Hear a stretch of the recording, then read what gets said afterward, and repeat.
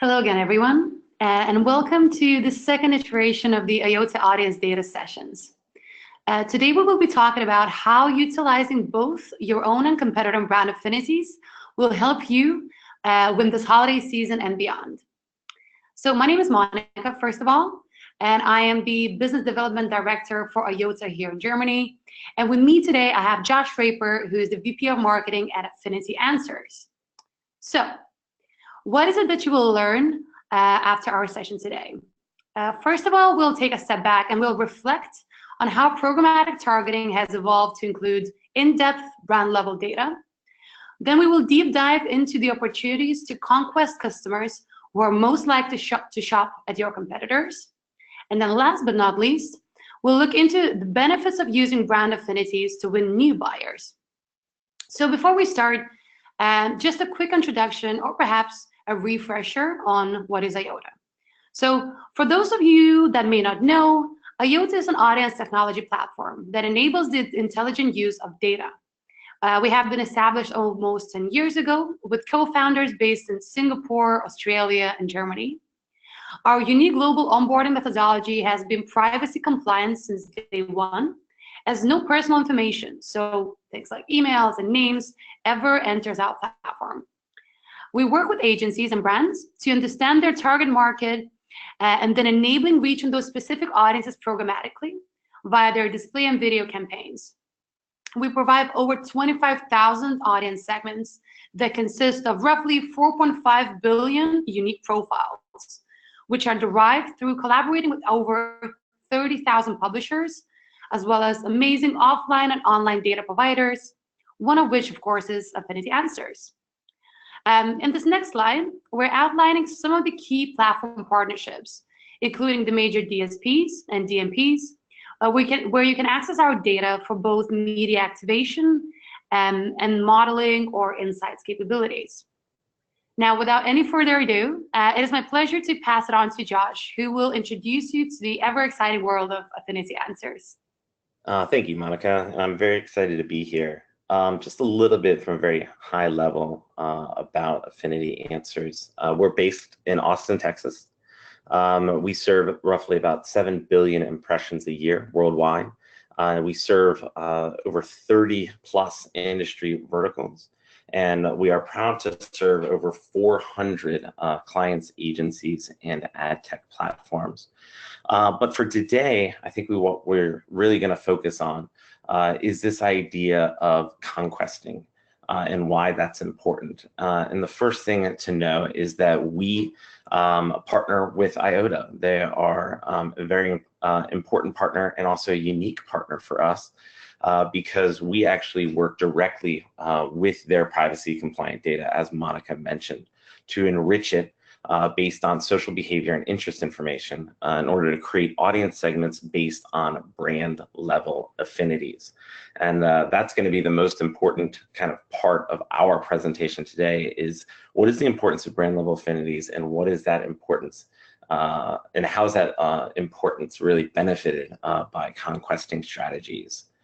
So making a case for conquesting, we did some research and we found that actually over 40% of our data is used by brands and clients to target other companies. Conquesting has become really a super reliable tool for almost all brands and agencies in order to compete for market share. But why is it more important now, we think? It's because brand loyalty just isn't what it used to be. We're seeing studies done year over year now that are showing people are far less loyal than they were before. Our friends at Accenture found that 77% of customers are likely to retract their brand loyalty compared to 3 years ago.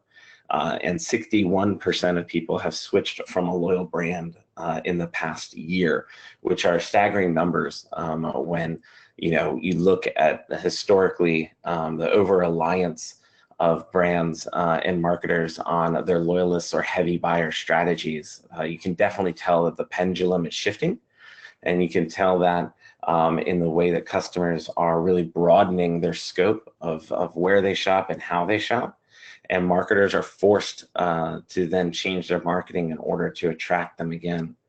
Nielsen actually created a study that was even more revealing. They found that 92% of customers are not committed loyalists. And that 46% are more likely to try new things than a year ago, and 42% of the panelists love to try new things. So really, I mean, conquesting has now just become just an important part in order to play this game, as people are no longer reliably coming back to one brand or another. Why do they turn to us here at Affinity Answers? Quite simply, it's because of our model, True Affinity. And we're going to talk about this now.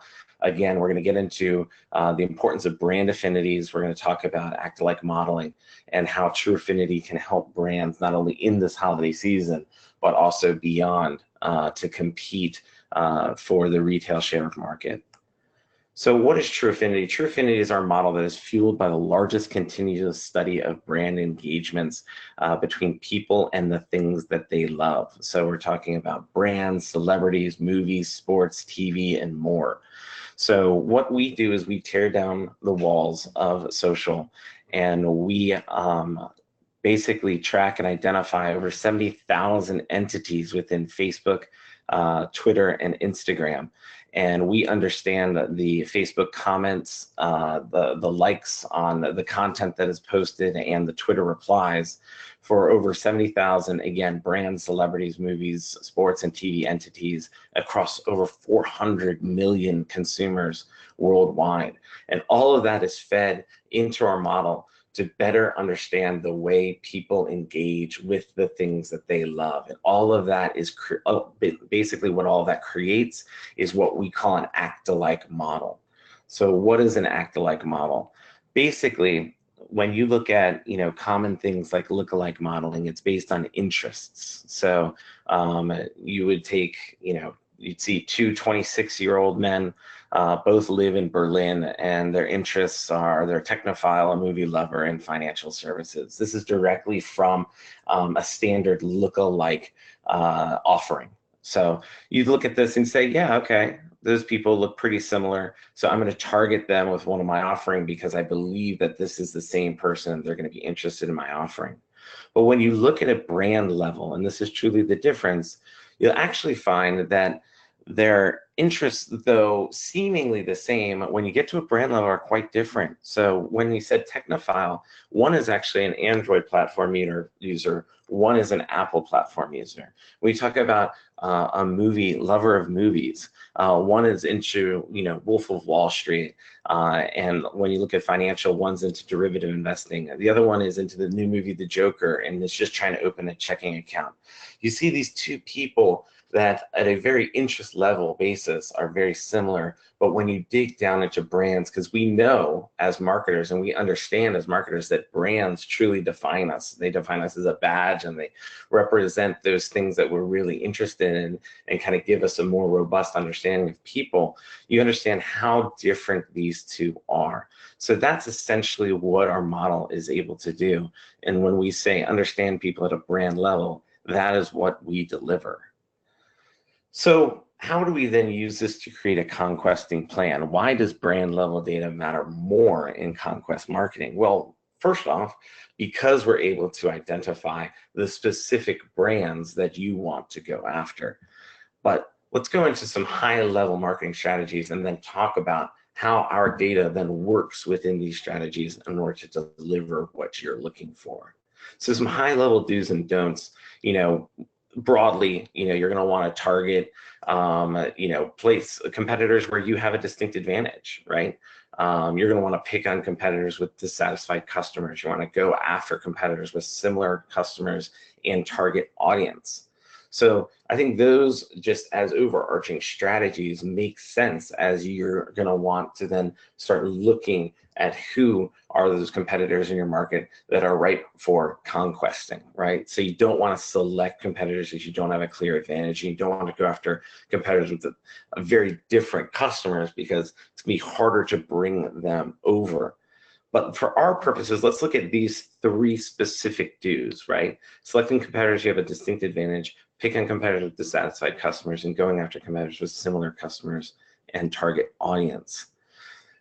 What we do, and this is kind of how our model works, is that we start to understand customers at a granular level based on the things that they love. So just to take a simple flow, and let's use Maybelline, for example. So Maybelline posts content on Instagram. Jane is going to love that post. Affinity Answers is going to capture her engagement with that post along with all of the other brands that Jane has engaged with and create a complete customer profile and understanding of who that person is. They're then going to feed that into True Affinity. We will then repeat this process across the engagements of over 400 million people and 50,000 brand entities daily, identifying what we have talked about as act-alike users. This is going to allow us to understand who is the most likely to buy which brand and who is the most likely to switch.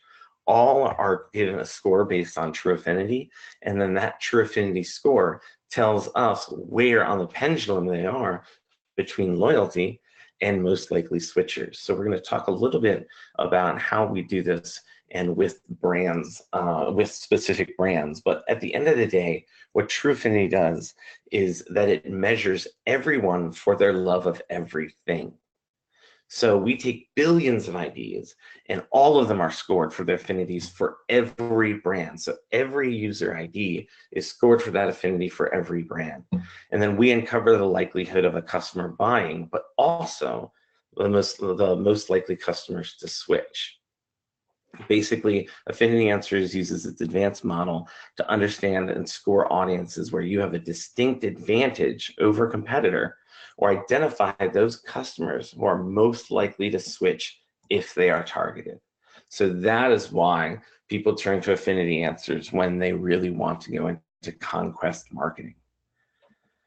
We're going to talk about a couple of brands who have most recently worked with us in order to conquest, and we're going to give you a couple of use case scenarios for them and how they effectually did it and what their results were, more importantly.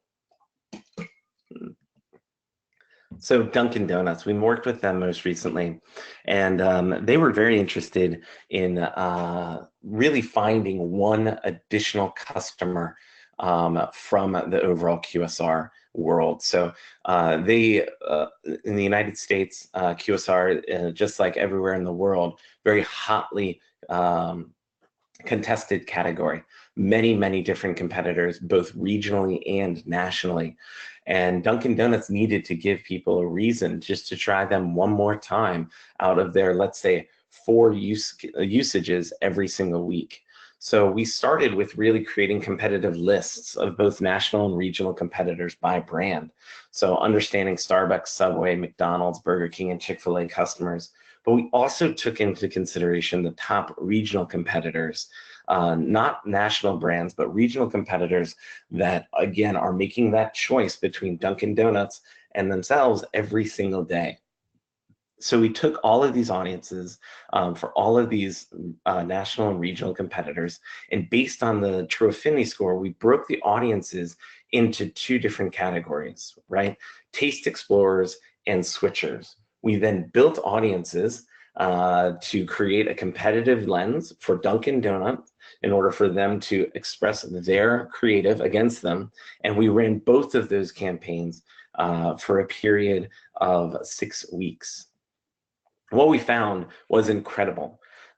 So the measurements that Dunkin did was based on store visit lift and cost per store visit lift. And with Taste Explorers, people who are interested in all kinds of different brands, we saw a 16% increase in store visit lift based on their benchmark, which is actually targeted at who they believed were Dunkin Donuts loyalists. We also saw a 29% decrease in cost per store visit based on, again, that benchmark, which means we're able to identify more efficiently those people who are more likely to enjoy Dunkin Donuts. More importantly, when you go to an even more difficult category, which are the switchers, we were able to see a 10% increase in store visit lift compared to benchmark, again, when they targeted who they believed were their Dunkin Donuts loyalists, and a 16% decrease in cost per store visit, again, phenomenal. More efficiently reaching those who are more likely to switch. So you're saving money on the media and you're driving more traffic, more return on advertising spend and investment. So phenomenal results and a great case study for people who want to understand who they're competing with and then getting more than their share. Secondly, so this is actually specifically during the holiday season. We worked with a gaming brand that was pretty much getting beaten up by Sony, as most gaming brands do. They believed they had a better offering at a better price, but they just didn't really know who they should be targeting. So we helped them identify and influence future purchase intent during the holiday season that basically enabled them to get their message in front of Sony's audience, but more importantly, in front of Sony's audience that we believe were the most likely to switch. So after the campaign was run, they worked with Nielsen and they did a full brand panel, and they found a 9.1% lift in their competitors' audiences, so Sony's audience's likelihood to purchase their brand during the holiday season. Again, it's not just about, I'm going to take an audience from somebody else, I'm going to just plaster my advertising to them.